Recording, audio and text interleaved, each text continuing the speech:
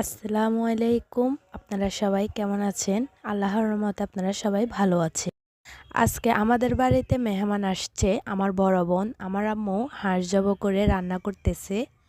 এজন্য আমার আম্মু মাংস রান্না করার জন্য সব মসলা কষিয়ে নিতেছে। এরপর মাসকলাইয়ের ঢালও রান্না করতেছে। আমার আপু অনেকদিন পরে আমাদের বাসায় এসেছে, তার জন্য আম্মু পালিত একটা হাঁস নিয়ে জবাই করে রান্না করতেছে।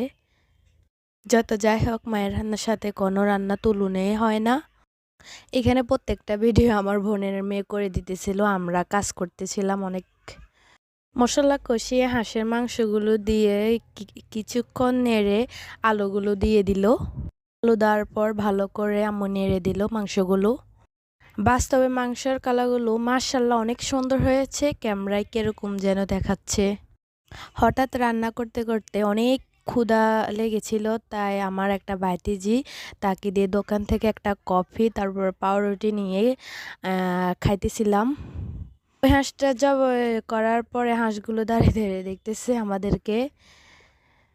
এখানে রান্না বান্না চলতেছে, তার জন্য ভর্তার জন্য মাছটা যেগুলো বেজে নিতেছি।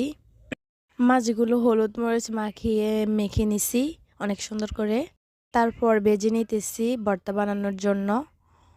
যেহেতু বেগুন দিয়ে ভর্তাটা তৈরি করব, তার জন্য বেগুনগুলো হলুদ মরিচ দিয়ে মেখে নিতেছি।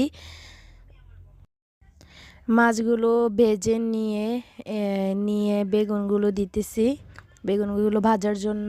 তো একটা একটা করে দিয়ে দিতেছি। আশেপাশে পরিবেশ দেখে আপনারা কিছু মনে করবেন না, এটা পুরাতন রান্নাঘর, তার জন্য এরকম নোংরা হয়ে আছে।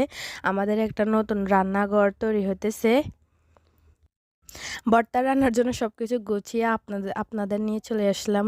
নতুন রান্নাঘরটা দেখাইতাম। এটা আমাদের রান্নাঘর, দেখেন। এটাতে এখনো আসিনি, এখনো রান্না করি নাই। এটা একটা চুলা, নতুন চুলা। আজকে এই পর্যন্তই। আপনারা সবাই ভালো থাকবেন। আল্লাহ হাফেজ।